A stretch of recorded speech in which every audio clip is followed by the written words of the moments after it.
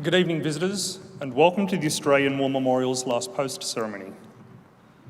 My name is Gerard Pratt, and joining us today from the Royal Australian Navy is Lieutenant Grigor Watson. Today marks the anniversary of the fall of Singapore, one of the worst military disasters to befall Australia and one of the greatest defeats in British history. Imperial defence planners had regarded Singapore as an impregnable fortress. But by the outbreak of war in the Pacific, the military resources required for the defence of the Malayan Peninsula, including modern fighter aircraft, had not been adequately provided. From the initial attack on the 8th of December 1941, the Japanese advanced rapidly through Malaya, overwhelming the British and Commonwealth troops. Singapore fell to the Japanese on the 5th of February 1942. Some 1,800 Australian soldiers had died in the fighting, and 15,000 immediately became prisoners of war. The island's fall marked one of the darkest periods in Australian history. Within a 7-week period, 22,000 Australians, including 71 nurses from the Australian Army Nursing Service, had the misfortune to become prisoners of war. In addition, 1,500 Australian civilians, men, women and children, were captured or interned across the region.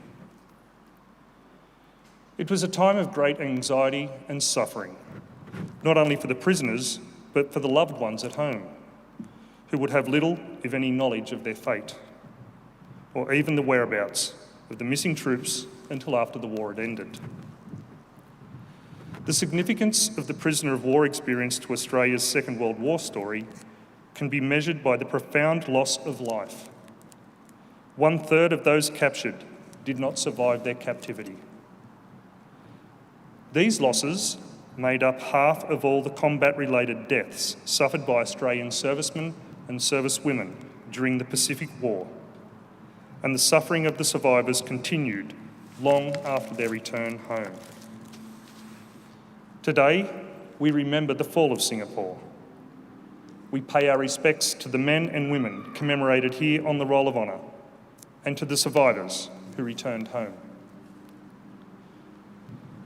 We warmly welcome the family of Private Orphwood Henry Jack Heasman, whose story will be told shortly. We're honoured to welcome Mr. Harold Lee, Deputy High Commissioner to Australia from Singapore, and Mrs. Christabel Lee. Mr. David Ross, on behalf of the 8th Division Association.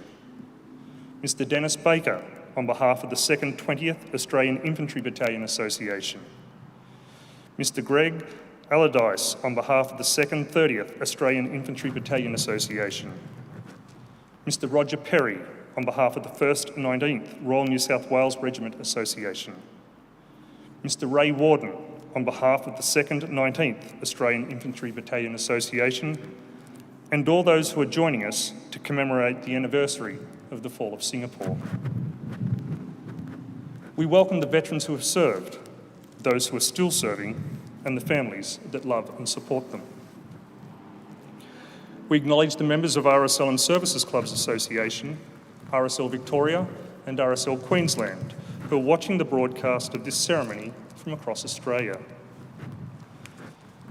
During this evening's ceremony, wreaths will be laid at the base of the pool of reflection by family and visitors to the memorial. Australia's Federation Guard is the tri-service ceremonial unit of the Australian Defence Force. They provide a ceremonial presence at civil and military events and during visits to Australia by foreign dignitaries. The Guard will now dismount the catapult party from the tomb of the unknown Australian soldier.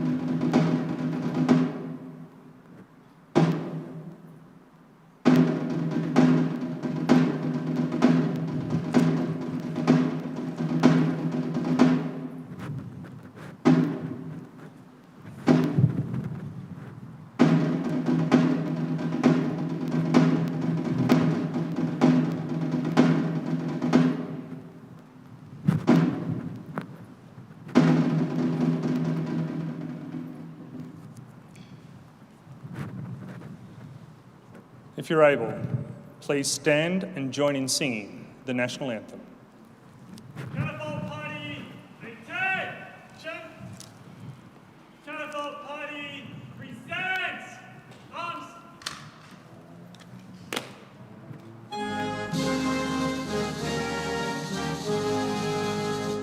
Australians, oh, let us rejoice, for we are one and free. We've golden soil and wealth for toil, our home is girt by sea. Our land abounds in nature's gifts, all beauty rich and rare. In history's page, let every stage advance Australia fair. In joyful strains that let us sing, advance Australia fair. Catapult Party, shoulder, arms. Catapult Party, order, arms.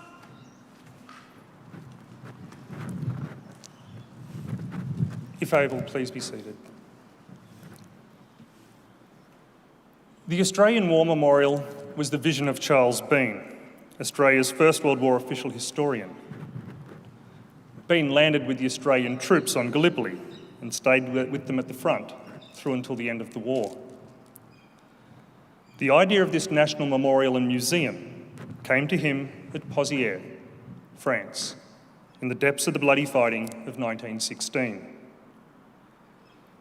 Bean's idea was that this would be a place where families and friends could mourn loved ones buried in faraway places.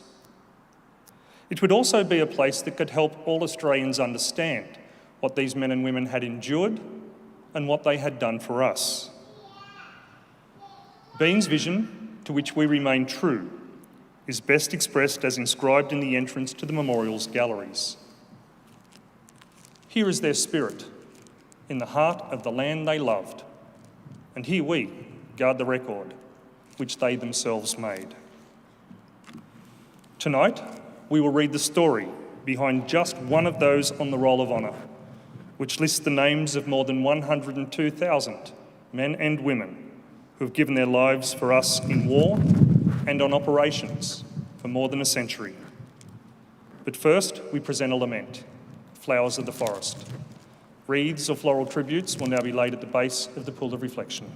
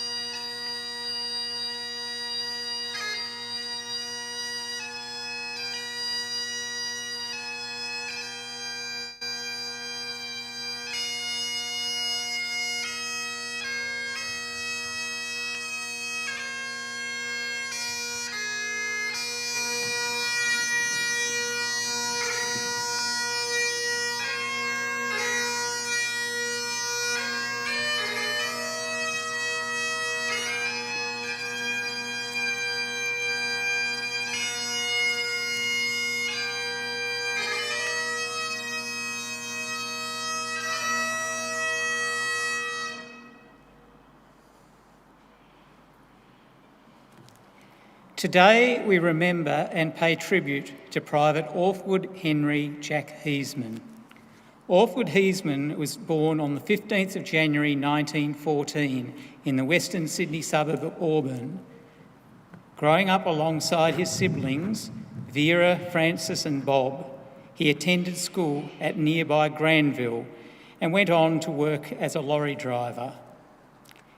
In 1935, he married Mavis Brodie, and the following year, a son, David, was born to the couple.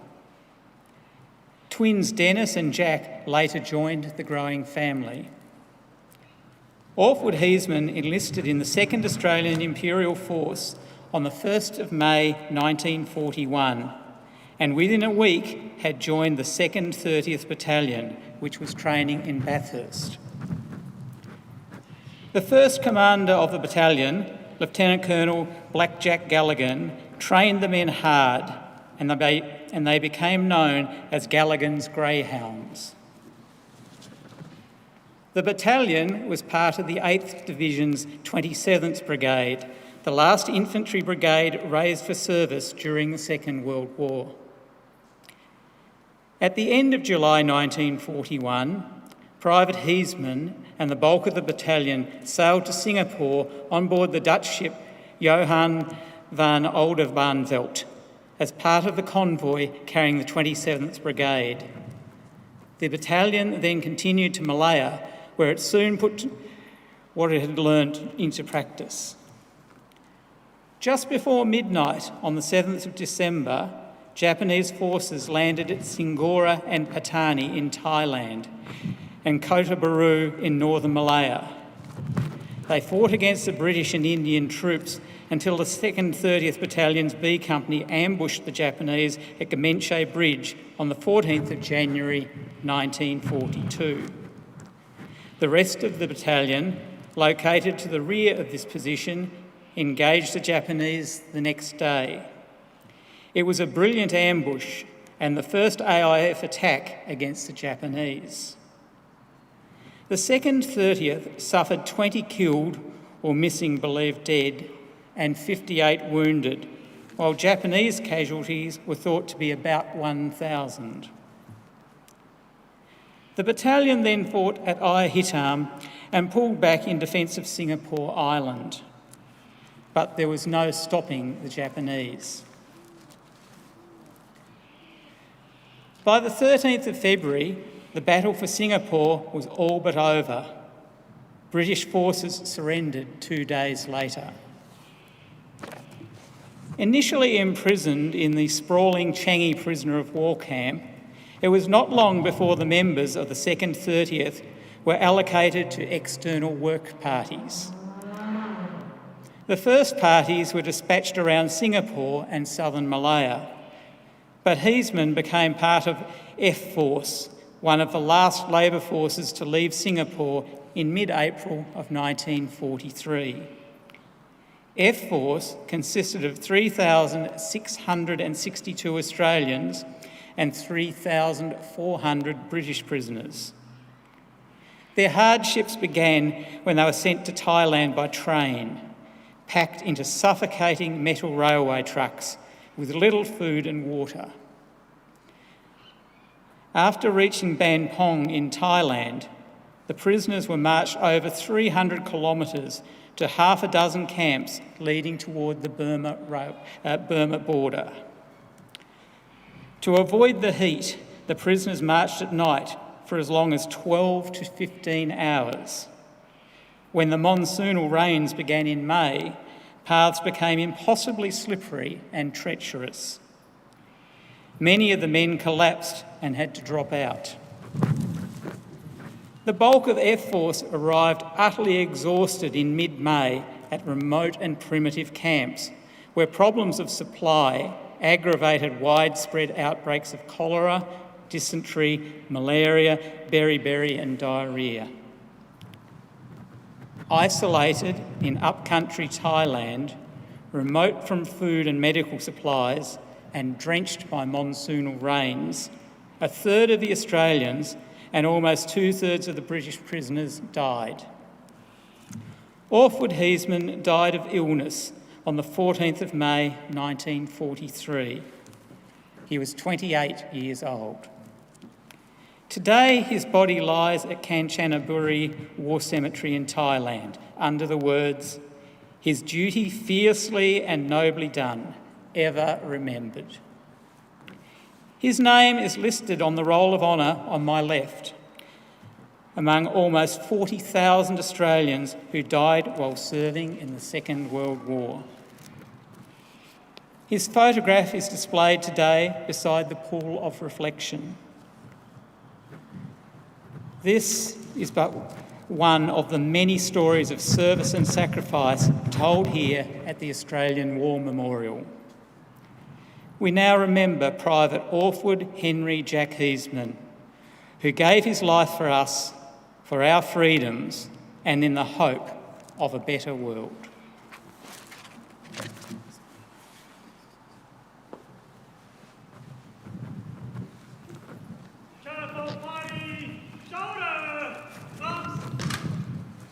Please stand for the reading of the ode and the sounding of the last post.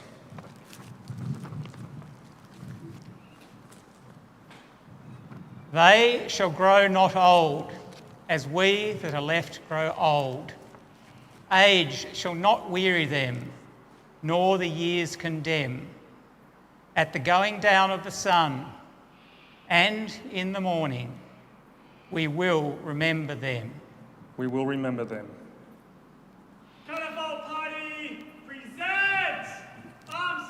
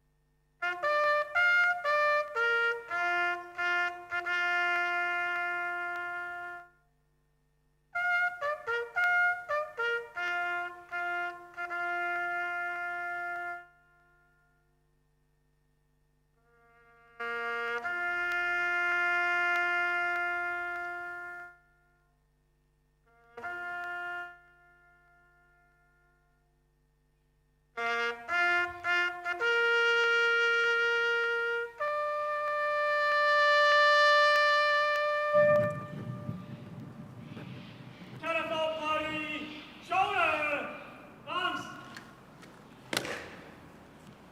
Lest we forget. Lest we forget.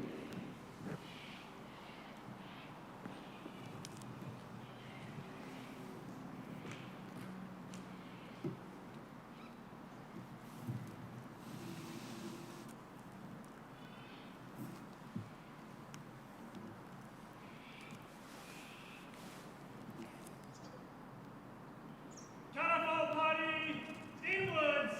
Turn. Catapult Party quick march.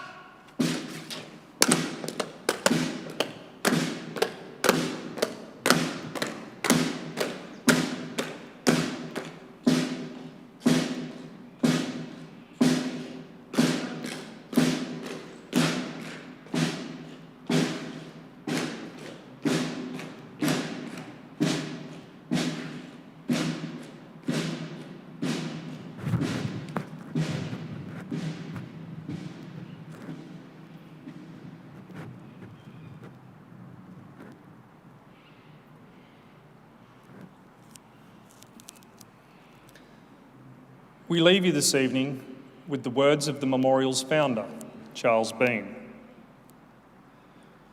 Many a man lying out there at Pozieres or in the low scrub at Gallipoli, with his poor, tired senses barely working through the fever of his brain, has thought in his last moments, well, it's over. But in Australia, they will be proud of this. Ladies and gentlemen, that concludes the last post ceremony. We thank you all for visiting the Australian War Memorial and wish you all a very good evening. Thank you.